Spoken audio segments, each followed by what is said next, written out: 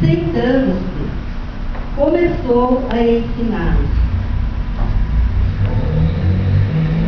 Entretanto, os mestres da lei e os fariseus trouxeram uma mulher surpreendida em adultério, colocando-a no meio deles.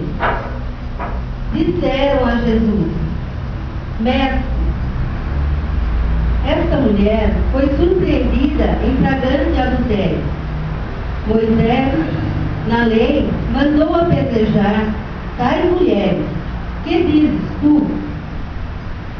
Perguntavam isso para experimentar Jesus e para terem motivo de o acusar.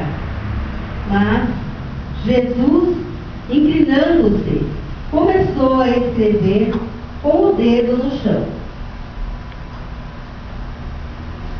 Como persistissem em interrogá-lo, Jesus ergueu-se e disse: Quem dentre vós não tiver pecado, seja o primeiro a tirar-lhe uma pedra.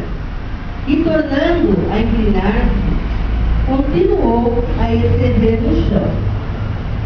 E eles, ouvindo o que Jesus falou, foram saindo um, a começar pelos mais velhos.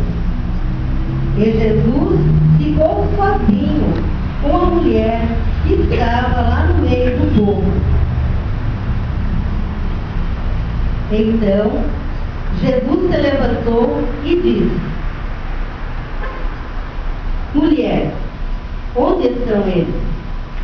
Ninguém te condenou. E ela respondeu: Ninguém, Senhor.